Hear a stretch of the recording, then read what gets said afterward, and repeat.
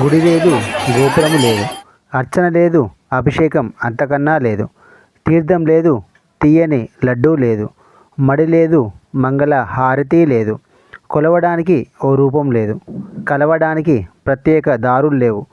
ఉన్నదొక్కటే నమ్మకం, అమ్మ అంటే ఆకలి తీరుస్తుంది. ఆ నమ్మకమే గిరిజనుల ఆరాధ్య దైవం సమ్మక్క సారక్క. మేడారం వెళ్ళు భక్తులకు తిరుగునమనగా ఇంటి కింద కూర్చున్న వాళ్ళందరూ క్యూ లైన్లో వెళ్ళి బస్సు ఎక్కాలి. Hi friends, welcome back to our channel. ఈరోజు మీకు ఈ వీడియోలో కరీంనగర్ నుంచి మేడారం జాతర గురించి ఈ వీడియోలో ఎక్స్ప్లోర్ చేయబోతున్నాను. వీడియో ఇక్కడ స్కిప్ చేయకుండా చూడండి ఫ్రెండ్స్. కరీంనగర్ నుంచి మేడారం డిస్టెన్స్ వచ్చేసి 151 కిలోమీటర్స్ ఫ్రెండ్స్. పర్కాల్ నుంచి వచ్చేసి 78 కిలోమీటర్స్.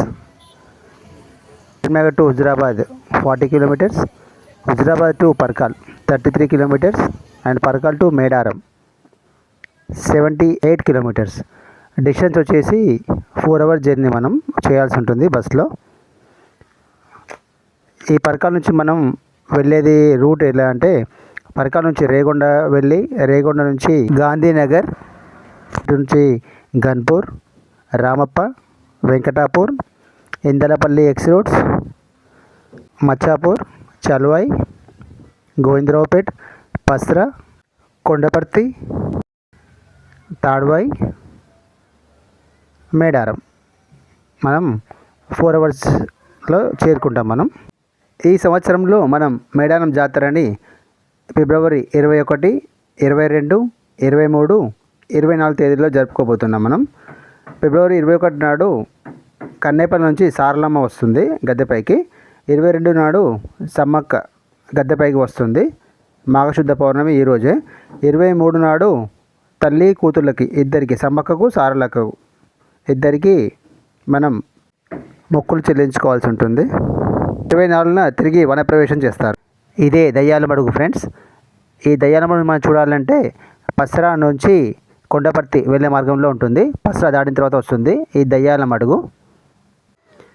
భారతదేశంలోని తెలంగాణ రాష్ట్రంలో జరుపుకునే దేవతలను గౌరవించే గిరిజన పండుగ సమ్మక్క సారలమ్మ జాతర లేదా మేడారం జాతర. ములుగు జిల్లాలోని తాడువాయి మండలంలోని మేడారంలో ఈ జాతర ప్రారంభమవుతుంది. ఇది అన్యాయమైన చట్టానికి వ్యతిరేకంగా పాలించిన పాలకులతో తల్లి మరియు వారి కుమార్తె అయినటువంటి సారలమ్మ, సమ్మక్క మరియు సారలమ్మల పోరాటాన్ని జ్ఞాపకం చేస్తుంది. కుంభమేళా తర్వాత మేడారం భారతదేశంలో అత్యధిక సంఖ్యలో భక్తులను ఆకర్షిస్తుందని నమ్ముతారు. గిరిజన దేవతలు వారిని సందర్శిస్తారని నమ్ముతున్న సమయంలో మేడారంలో దీనిని జరుపుకుంటారు. ములుగులో మిగిలి ఉన్న అతిపెద్ద ఫారెస్ట్ బెల్ట్ దండకారణ్యంలో భాగమైన ఏటూరు నాగారం వన్యప్రాణుల అభయారణ్యంలో ఒక మారుమూల ప్రదేశం ఈ మేడారం. సమ్మక్క యొక్క అద్భుత శక్తుల గురించి అనేక ఇతిహాసాలు ఉన్నాయి. ఇక ట్రాన్స్పోర్టేషన్ విషయానికి వస్తే, ములుగు చేరుకొనుటకు వరంగల్ నుండి భారతదేశంలోని ప్రధాన నగరాలకు రైలు మార్గం ద్వారా వరంగల్ చేరుకోవచ్చు. ఇక్కడ నుండి ములుగుకి బస్సులో మనం చేరుకోవచ్చు. హైదరాబాద్ నుంచి న్యూఢిల్లీ మరియు చెన్నై టు కోల్కతా మార్గంలో వరంగల్ ఒక ప్రధానమైనటువంటి రైల్వే జంక్షన్. ఈ వరంగల్ రైల్వే స్టేషన్లో దిగి మనం ములుగు నుంచి అక్కడి మేడారం జాతరకి మన బస్సు మార్గం ద్వారా చేరుకోవచ్చు. ములుగు జిల్లాకి రోడ్డు మార్గం బాగా ఉంది. ములుగు జిల్లాకి రాష్ట్రంలోని ప్రధాన నగరాల నుండి డీలక్స్ బస్సుల ద్వారా అనుసంధానించబడి ఉంది. ప్రత్యేక బస్సులు హైదరాబాద్ నుండి ములుగు క్రమ తప్పకుండా నడుపుతూ ఉంటారు. హైదరాబాద్ నుండి 5 గంటల్లో చేరుకోవచ్చు. తెలంగాణ రాష్ట్రంలోని ములుగు జిల్లా కేంద్రం నుండి 44 కిలోమీటర్ల దూరంలో తాడ్వాయి మండలంలో ఉన్న మారుమూల అటవీ ప్రాంతమైన మేడారంలో దట్టమైన అడవుల కొండగోళ్ళ మధ్య ఈ చారిత్రాత్మకమైన మేడారం జాతర ప్రతి 2 సంవత్సరాలకు ఒకసారి జరుగుతుంది. సమస్త గిరిజనుల సమారాధ్య దేవతలు, కష్టాలు కడతెచ్చే కలియుగ దైవాలుగా, ఆపదల్లో ఉన్నవారిని ఆదుకునే ఆపద్బాంధవులుగా కేవలం తెలంగాణలోనే కాక యావత్ భారతదేశంలోనే వనదేవతలుగా పూజలు అందుకుంటున్నారు ఈ సమ్మక్క సారక్కలు. దేశంలోనే అతిపెద్ద గిరిజన జాతరగా గణతకెక్కిన మేడారం జాతర గిరిజన సాంప్రదాయ రీతుల్లో జరుగుతుంది. మన తెలంగాణ రాష్ట్రం నుండే కాకుండా పొరుగు రాష్ట్రాలైన ఆంధ్రప్రదేశ్, మహారాష్ట్ర, మధ్యప్రదేశ్, ఒడిశా, ఛత్తీస్గఢ్, జార్ఖండ్ రాష్ట్రాల నుండి లక్షల కొద్ది భక్తులు తండోపతండాలుగా తరలివచ్చి అమ్మవార్లకు తమ యొక్క మొక్కులు చెల్లించుకుంటారు. ఈ జాతరను తెలంగాణ రాష్ట్ర ప్రభుత్వం 2014లో రాష్ట్ర పండుగగా గుర్తించింది. జగిత్యాల జిల్లా జగిత్యాల రూరల్ మండల ప్రాంతంలోని పొలవాసను పరిపాలించే గిరిజన దొర మేడరాజు వేటకను వెళ్ళినప్పుడు ఒక పుట్ట మీద కేరింతలు కొడుతూ కనిపించిన పాపనే సమ్మక్క అని పేరు పెట్టి పెంచుకున్నాడు. సమ్మక్క వారికి పుట్ట మీద కనిపించే సమయంలో పులులు, సింహాలు ఆమెకు రక్షణ నిలవడం చూసి ఆమెను దైవాంశ సంభూతురాలిగా భావించారు. కన్నీరు సైతం ఎండిన కరువులో తమకు తోడుగా నిలిచేందుకు వచ్చిన వనదేవతగా ఆమెను కొలుచుకునేవారు. సమ్మక్క అస్తవాసి వారి నమ్మకాన్ని తరచూ రుజువు చేసేది. ఆమె చేత్తో ఆకుపసరు ఇస్తే ఎలాంటి రోగమైనా ఇట్టే నయమైపోయేదట. ఆమెను అతని మేనల్లుడైన మేడారం పాలకుడైన పగిడిద్దరాజుకిచ్చి పెళ్లి చేశారు. ఈ దంపతులకు సారలమ్మ, నాగులమ్మ, జంపన్న అనే ముగ్గురు సంతానం కలిగారు. రాజ్య విస్తరణ కాంక్షతో కాకతీయ ప్రభువు అయినటువంటి మొదటి ప్రతాపరుద్రుడు పులవాసపై దండెత్తాడు. ఆయన దాడికి తట్టుకోలేక మేడరాజు మేడారం పారిపోయి అజ్ఞాతవాసం గడుపుతూ ఉంటాడు. మేడారాన్ని పాలించే కోయరాజు పగిడిద్దరాజు కాకతీయుల సామంతునిగా ఉంటూ కరువు కాటకాల పరిస్థితుల కారణంగా కప్పం కట్టలేకపోతాడు. కప్పం కట్టకపోవడం, మేడరాజుకు ఆశ్రయం కల్పించడం కోయ గిరిజనుల్లోని విప్లవ భావాలను ఊరిపోసి రాజ్యాధికారాన్ని ధిక్కరిస్తున్నాడనే కారణంతో పగిడిద్దరాజుపై ఆగ్రహం చెందిన ప్రతాపరుద్రుడు అతన్ని అణిచివేయడానికి తన ప్రధానమంత్రి అయినటువంటి యుగంధరుడితో సహా మాఘశుద్ధ పౌర్ణమి రోజున మేడారం పైన దండెత్తాడు. సాంప్రదాయ ఆయుధాలు ధరించి పగిడిద్దరాజు, సమ్మక్క, సారక్క, నాగులమ్మ, జంపన్న, గోవిందరాజులు వేర్వేరు ప్రాంతాల నుండి యుద్ధాన్ని ప్రారంభించి వీరోచితంగా పోరాటం చేస్తారు. కానీ సుశిక్షితులైన అపార కాకతీయ సేనల ధాటికి తట్టుకోలేక మేడరాజు, పగిడిద్దరాజు, సారలమ్మ, నాగులమ్మ, గోవిందరాజులు ఆ యుద్ధంలో మరణిస్తారు. పరాజయ వార్త విన్న జంపన్న అవమానాన్ని తట్టుకోలేక సంపెంగ వాగులో దూకి ఆత్మహత్యకు పాల్పడతాడు. అప్పటి నుండి సంపెంగ వాగుకి జంపన్న వాగుగా ప్రసిద్ధి చెందింది. ఇక సమ్మక్క యుద్ధ భూమిలో కాకలు తీరిన కాకతీయుల సైన్యాన్ని ముప్పతిప్పలు పెడుతుంది. వీరోచితంగా పోరాటం సాగించింది. గిరిజన మహిళ యుద్ధ నైపుణ్యానికి ప్రతాపరుద్రుడు సైతం ఆశ్చర్యచకితుడయ్యాడు. చివరికి శత్రువుల చేతిలో దెబ్బతిన్న సమ్మక్క రక్తపు ధారలతోనే యుద్ధభూమి నుంచి నిష్క్రమించి చిలుకల గుట్ట వైపు వెళ్తూ మార్గ మధ్యలోనే అదృశ్యమైంది. సమ్మక్కను వెతుక్కుంటూ వెళ్ళిన ఆమె అనుచరులకు ఆమె జాడ కనిపించలేదు. ఆమె జాడ కనిపించలేదు. కానీ ఆ ప్రాంతంలో ఒక పుట్ట దగ్గర పసుపు కుంకుమలు గల కుంకుమ భరణి లభించింది. దాన్ని సమ్మక్కగా భావించి అప్పటి నుంచి ప్రతి 2 ఏళ్లకు ఒకసారి మాఘశుద్ధ పౌర్ణమి రోజున సమ్మక్క జాతరను అత్యంత భక్తి శ్రద్ధలతో జరుపుకుంటున్నారు. జాతర మొదటి రోజున కన్నేపల్లి నుంచి సారలమ్మను గద్దెను తీసుకువస్తారు. రెండవ రోజున చిలుకల గుట్టలో కుంకుమ భరణి రూపంలో ఉన్న సమ్మక్కను గద్దె పైన ప్రతిష్ఠిస్తారు. దేవతలు గద్దెలపై ప్రతిష్ఠించే సమయంలో భక్తులు పూనకంతో ఊగిపోతారు.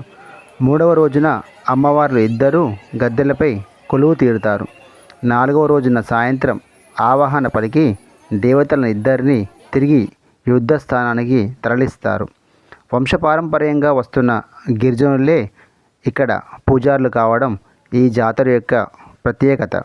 తమ కోరికలు నెరవేర్చమని భక్తులు అమ్మవార్లకు బంగారం అంటే బెల్లం నైవేద్యంగా సమర్పించుకుంటారు. గిరిజన వాళ్ళే కాక అనేక మతాలకు చెందిన ప్రజలు ఈ ఉత్సవంలో పాల్గొంటారు. సుమారు కోటికి పైగా జనం పాల్గొనే మహా గొప్ప జాతర ఈ జాతర. ఈ జాతర ఆసియాలోనే అతిపెద్ద జాతర. గుడి లేదు, గోపురము లేదు, అర్చన లేదు, అభిషేకం అంతకన్నా లేదు, తీర్థం లేదు, తీయని లడ్డూ లేదు, మడి లేదు, మంగళ హారతి లేదు, కొలవడానికి ఓ రూపం లేదు, కలవడానికి ప్రత్యేక దారులు లేవు. ఉన్నదొక్కటే నమ్మకం, అమ్మ అంటే ఆకలి తీరుస్తుంది. ఆ నమ్మకమే గిరిజనుల ఆరాధ్య దైవం సమ్మక్క సారక్క. యుద్ధం తర్వాత సమ్మక్క మరియు సారలమ్మను ప్రతిష్ఠించి ప్రతి 2 సంవత్సరాలకు ఒకసారి ఆమె గౌరవార్థం ఉత్సవం నిర్వహించబడుతుంది. నేటికి కోయతెగ మరియు భక్తులు సమ్మక్క మరియు సారలమ్మను తమను రక్షించడానికి పంపిన ఆదిపరాశక్తి యొక్క వ్యక్తీకరణాలని నమ్ముతారు. ఈ త్యాగాన్ని పురస్కరించుకొని జరుపుకునే అతిపెద్ద ఉత్సవమే ఈ మేడారం సమ్మక్క సారక్క జాతర. ప్రపంచంలోనే అతిపెద్ద జనసమూహాల్లో ఒకటిగా ప్రసిద్ధి చెందింది. ఇక్కడ ప్రజలు అమ్మవారికి బంగారాన్ని సమర్పిస్తారు. బంగారం అంటే బెల్లం అని అర్థం. తెలంగాణలో జరిగే అతిపెద్ద విశిష్టమైనటువంటి ఈ గిరిజన జాతర మేడారం సమ్మక్క సారక్కల జాతర. ఈ జాతర 2 సంవత్సరాలకు ఒకసారి జరుగుతుంది. సుమారు 900 సంవత్సరాల చరిత్ర కలిగిన ఈ జాతరను 1940వ సంవత్సరం వరకు చిలకలగుట్టపై గిరిజనులు మాత్రమే జరుపుకునేవారు. కానీ 1940 తర్వాత తెలంగాణ ప్రజలంతా కలిసి జరుపుకుంటున్నారు. ఏటేటా జనం పెరుగుతుండడంతో జాతరను కొండ కింద జరపడం ప్రారంభించారు. అమ్మవార్ల చిహ్నంగా గద్దెలు ఏర్పాటు చేయబడి ఉంటాయి.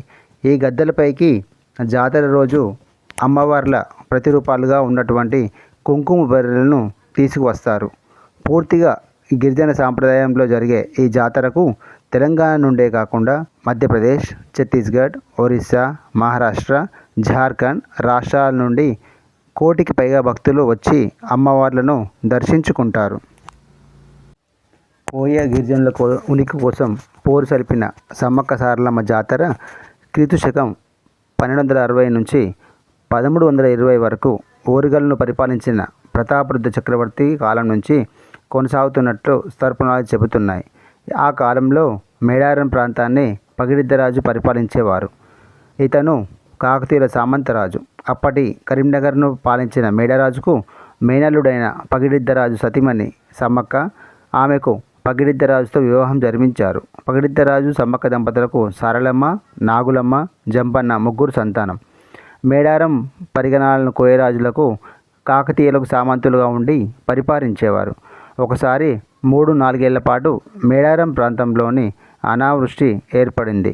దీంతో ప్రాంతంలో ప్రజలు పన్నులు కట్టలేని దయనీయ స్థితికి చేరుకున్నారు. పగిడిద్దరాజు తాను కప్పం కట్టలేనంటూ చేతులెత్తేశాడు. దీంతో ప్రతాపరుద్రుడు వారిపైకి సైనికులను పంపాడు. కాకతీయ సైన్యం వంటి ములుగు జిల్లాలోని ములుగు సమీపంలోని లక్నవరం సరస్సు వద్ద స్థావరం ఏర్పాటు చేసుకొని యుద్ధం ప్రకటించారు. పగిడిద్దరాజు అతని కుమార్తెలు సారలమ్మ, నాగులమ్మ అల్లుడు గోవిందరాజుతో కలిసి కాకతీయ సైన్యాన్ని మేడారం సరిహద్దులోని సంపెంగ వాగు వద్ద నిలువరించి పోరాడి వీరమరణం పొందారు. కుమారుడు జంపన్న సంపెంగ వాగులో దూకి ఆత్మహత్య చేసుకున్నాడు. అప్పటి నుంచి ఆ సంపెంగ వాగుకి జంపన్న వాగుగా ప్రసిద్ధిగాంచింది. తన కొడుకు, కుమార్తె మరణించారన్న వార్త విన్న సమ్మక్క యుద్ధరంగానికి వచ్చి కాకతీయ సైనికులపై విరుచుకుపడింది. ఈటెలు, బల్లాలతో కాకతీయ సైన్యాలను పరిగెత్తించి అంతం చేసింది. ఇక ఓటమి తప్పదని భావించిన ఓ కాకతీయ సైనికుడు దొంగచాటుగా సమ్మక్కను బల్లెంతో వెనుక నుంచి పొడవడంతో మేడారం గ్రామానికి ఈశాన్యంలో ఉన్నటువంటి చిలుకలగుట్టకు వెళ్ళి గుట్ట మలుపు తిరిగిన తర్వాత ఆమె అదృశ్యమైంది. తర్వాత తప్పు తెలుసుకున్న ప్రతాపరుద్రుడు సమ్మక్క భక్తుడిగా మారాడు. మేడారం జాతర గద్దెల ప్రాంగణానికి సాంప్రదాయ రీతిలో దేవతలను తీసుకువస్తారు. వంశపారంపర్యంగా వస్తున్న గిరిజనులే ఇక్కడ పూజారులుగా కొనసాగుతున్నారు. మేడారం జాతరకు సుమారు 10 రోజుల ముందు నుంచే పూజా కార్యక్రమాలు నిర్వహిస్తారు. సారలమ్మ పూజారులు కన్నేపల్లిలోని గుడి వద్ద అమ్మవారిని పూజించి సమ్మక్క దేవతా పూజారులైన సిద్ధబోయిన వారింటికి వస్తారు. సమ్మక్క పూజారులు చిలకలగుట్ట వద్దకు వెళ్ళి దేవతను కుంకుమబర్ణ రూపంలో తీసుకొని వస్తారు. ఈ సందర్భంగా జిల్లా అధికారులు 110 రౌండ్ల తుపాకీ కాల్పులు జరిపి దేవతను గద్దెకు తీసుకొని వస్తారు. భక్తుల మొక్కుబడుల అనంతరం తిరిగి దేవతలు వనప్రవేశం చేస్తారు. కన్నేపల్లి నుంచి పూజారులు జంపన్నను తీసుకొచ్చి గద్దెపై కూర్చోబెడతారు. మహబూబాద్ జిల్లా గంగారం మండలం నుంచి సమ్మక్క భర్త పగిడిద్దరాజుని తీసుకొని పూజారులు మేడారానికి పాదయాత్రగా పయనమవుతారు. వీరి కాలినడక ప్రయాణానికి 24 గంటలకు పైగా సమయం పడుతుంది. మొత్తం దూరం 66 కిలోమీటర్లు ఉంటుంది. ఇదంతా పూర్తిగా అటవీ మార్గం కావడమే విశేషం. మహాజాతర ప్రారంభం ఈ రోజే అవుతుంది. మొదటి రోజు కన్నేపల్లి నుంచి సారలమ్మను పూజారులు తీసుకొచ్చి జంపంగన్న వాగును దాటి వచ్చి గద్దెలపై ప్రతిష్ఠిస్తారు. ఏటూరు నాగారం మండలం కొండాయి నుంచి గోవిందరాజును తీసుకొస్తారు. జాతర ఆరంభానికి ఇది ప్రధాన ఘట్టం. సమ్మక్కను చిలుకలగుట్ట నుంచి తీసుకొచ్చి గద్దెలపై ప్రతిష్ఠిస్తారు. కుంకుమబర్ణ రూపంలో ఉన్న సమ్మక్క చిలుకలగుట్టపై ఉన్న సమ్మక్క తల్లిని పూజారులు తీసుకొచ్చే వేడుకల్లో లక్షల మంది భక్తులు పాల్గొని జయజయలు పలుకుతూ హారతులిస్తారు. సమ్మక్క సారలమ్మ పగిడిద్దరాజు గోవిందరాజు జంపన్న అంతా గద్దెలపై కొలువై భక్తులకు దర్శనమిస్తారు. గుడి లేదు, గోపురము లేదు, అర్చన లేదు, అభిషేకం అంతకన్నా లేదు, తీర్థం లేదు, తీయని లడ్డూ లేదు, మడి లేదు, మంగళ హారతి లేదు, కొలవడానికి ఓ రూపం లేదు, కలవడానికి ప్రత్యేక దారులు లేవు. ఉన్నదొక్కటే నమ్మకం. అమ్మ అంటే ఆకలి తీరుస్తుంది. ఆ నమ్మకమే గిరిజనుల ఆరాధ్య దైవం సమ్మక్క సారక్క. జంపన్న వాగుని మొదట సంపంగి వాగు అని పిలిచేవారు. ఇది గోదావరి నదికి ఉపనది. చరిత్ర ప్రకారం జంపన్న గిరిజన యోధుడు మరియు గిరిజన దేవత సమ్మక్క కుమారుడు. ఆ ప్రభావంలో కాకతీయ సైన్యంతో జరిగిన యుద్ధంలో మరణించినందున జంపన్న వాగు అతని పేరును పొంది జంపన్న వాగుగా ప్రసిద్ధి చెందింది. వాగునీటిలో పుణ్యస్నానాలు చేయడం గౌరవప్రదంగా ఉంటుందని మరియు తమను రక్షించిన వారి దేవత త్యాగాన్ని గుర్తు చేస్తుందని మరియు వారి ఆత్మలో ధైర్యాన్ని నింపుతుందని ఇక్కడి గిరిజనులు బలంగా నమ్ముతారు. జంపన్న వాగుపై నిర్మించిన వంతెనను జంపన్న వాగు వంతెన అని పిలుస్తారు. జంపన్న వాగు ఇప్పటికీ ఎరుపు రంగులో ఉంది. జంపన్న రక్తంతో గుర్తించబడింది. శాస్త్రీయంగా నీటి ఎరుపు రంగు నేల కూర్పుకు ఆపాదించబడింది. జంపన్న వాగులోని ఎర్రటి నీటిలో పవిత్ర స్నానం చేయడం వల్ల తమను రక్షించే వారి దేవతల త్యాగం గుర్తుకు వస్తుందని మరియు వారి ఆత్మలలో ధైర్యాన్ని నింపుతుందని ఇక్కడి గిరిజనుల నమ్మకం. సంతానం లేనివారు మేడారంకు వచ్చి సమ్మక్క సారలమ్మను దర్శించుకొని నిష్టగా పూజలు చేసి అమ్మవారికి మనస్ఫూర్తిగా బంగారాన్ని సమర్పించిన వారికి ఆ అమ్మవారు సంతానాన్ని ప్రసాదిస్తారని ఇక్కడి భక్తుల ప్రగాఢ నమ్మకం. సమ్మక్క సారక్క అమ్మవార్ల దయ ఉంటే అన్నీ ఉన్నట్లే. ఈ మేడారం జాతరకు ప్రతి 2 సంవత్సరాలకు ఒకసారి ప్రజలు తండోపతండాలుగా వచ్చి తమ యొక్క మొక్కుబడులను చెల్లించుకుంటారు. ఇక్కడ ప్రత్యేకంగా అమ్మవార్లకు ఓడిబియ్యం కూడా పోస్తుంటారు. తెలంగాణ కుంభమేళగా పిలిచే ఈ మహాజాతర మేడారం జాతర సమయంలో దేశం నలుమూలల వైపు నుంచి లక్షలాది సంఖ్యలో భక్తులు తరలివచ్చి సమ్మక్క సారక్క ఈ 2 గద్దెలను దర్శించుకుంటారు. అమ్మవారికి తలనీలాలు సమర్పించి పసుపు కుంకుమ తమ ఎత్తు బెల్లంతో కుంకుమ బర్రెలను మొక్కులుగా చెల్లిస్తారు. ఇలా చేయడం వల్ల వనదేవతలు తమ కష్టాలన్నీ తీరుస్తుందని చాలామంది నమ్ముతారు. సాధారణంగా మనం ఏ ఆలయానికి వెళ్ళినా అక్కడ దేవతామూర్తులకు ఆలయాలు ఉంటాయి. కానీ ఈ మేడారంలో ఆలయం అనేది ఈ సమ్మక్క సారక్కలకు ఉండదు. ప్రపంచంలో ఆలయం అనేది లేని దేవతామూర్తులు ఈ సమ్మక్క సారక్క దేవతామూర్తులు. మేడారంలో చూడవలసిన మరొక ప్రత్యేకమైనది ఏంటంటే ఆదివాసీ మ్యూజియం. ఈ ఆదివాసీ మ్యూజియం మన సమ్మక్క సారక్క గద్దెల దగ్గరగానే ఉంటుంది. ఇక్కడ నుంచి మనం ఇలాగే ముందుకు వెళ్తే మనం ఆదివాసీ మ్యూజియం చేరుకోవచ్చు. ఈ ఆదివాసీ మ్యూజియంలో గిరిజనులకు సంబంధించినటువంటి వస్తువులన్నీ మనం అక్కడ చూడవచ్చు. గిరిజనుల పనిముట్లు కానీ, వారి వేషధారణ కానీ, వారు వాడుతున్న పనిముట్లు అన్నీ ఏమైతే గిరిజనులకు సంబంధించినవి ఉంటాయో అవన్నీ మనం ఇక్కడ ఆదివాసీ మ్యూజియంలో చూడవచ్చు. ఈ మేడారం జాతర గురించి తెలుసుకోవాల్సిన అంశాలు ఇంకా చాలా ఉన్నాయి. అందులో ప్రధానమైనవి విషయాలు ఇప్పుడు తెలుసుకుందాం. మొదటిది, మేడారం జాతర దేశంలోనే ఎక్కువ మంది పాల్గొనే జాతరలో ఒకటి. కుంభమేళా తర్వాత దేశంలో జరిగే అతిపెద్ద జాతర మేడారం శ్రీ సమ్మక్క సారలమ్మ జాతరేనట. రెండవది ఏంటంటే, మేడారంలో 2 ఏళ్ళకు ఒకసారి జరిగే మహాగిరిజన జాతర. ఇది ఆసియాలోనే అతిపెద్ద జాతరగా గుర్తింపు పొందింది. ఈ జాతర చూసి తరించేందుకు తెలుగు రాష్ట్రాల నుంచే కాకుండా ప్రపంచవ్యాప్తంగా ఉన్నటువంటి భక్తులందరూ వస్తారు. ఈసారి 1 కోటి మంది పైగా వస్తారని ఒక అంచనా. 3, మేడారం జాతర గిరిజనుల జాతర. ఇది ప్రతి 2 ఏళ్ళకు ఒకసారి మాఘమాసంలో 4 రోజుల పాటు కన్నుల పండుగగా జరుగుతుంది. ఇక్కడ మొక్కులు చెల్లించుకుంటే సర్వ శుభాలు కలుగుతాయని భక్తులు నమ్ముతారు. 4, మేడారం ప్రత్యేకత ఏంటంటే ఇక్కడ దేవుళ్ళ విగ్రహాలు ఉండవు, కేవలం గద్దెలు మాత్రమే ఉంటాయి. ఇక్కడ శాశ్వతమైన దేవతామూర్తులు లేకపోవడం విశేషం. ఏటా సమ్మక్క సారలమ్మను ఈ గద్దెలపైకి తీసుకొస్తారు. ఆ తర్వాత వారిని వనప్రవేశం చేయిస్తారు.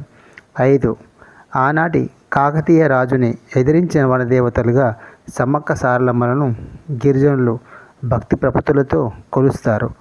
అప్పటి ప్రతాపరుద్రుడు కప్పం కోసం సమ్మక్క భర్త పగిడిద్దరాజుపైకి యుద్ధానికి వచ్చాడని, ఆ యుద్ధంలో పగిడిద్దరాజు, సమ్మక్క, ఆమె కుమార్తె సారలమ్మ, అల్లుడు గోవిందరాజు మరణించారని చెబుతారు. తీవ్రంగా గాయపడిన సమ్మక్క చిలకలగుట్ట వైపు వెళ్ళి మాయమైందని చెబుతారు. సమ్మక్క సారలమ్మల మహిమ అపారం. ఏ ఏటికాయేడు సమ్మక్క సారక్క జాతరకు మేడారంకు భక్తులు తండోపతండాలుగా వస్తూనే ఉన్నారు. ఆలయమే లేని సమ్మక్క సారక్క అమ్మవార్లకు నిర్వహిస్తున్నటువంటి అపూర్వమైన జాతరనే ఈ మేడారం సమ్మక్క సారక్క జాతర. భక్తులు అత్యంత భక్తి శ్రద్ధలతో జరుపుకునే జాతర ఈ సమ్మక్క సారక్క మేడారం జాతర.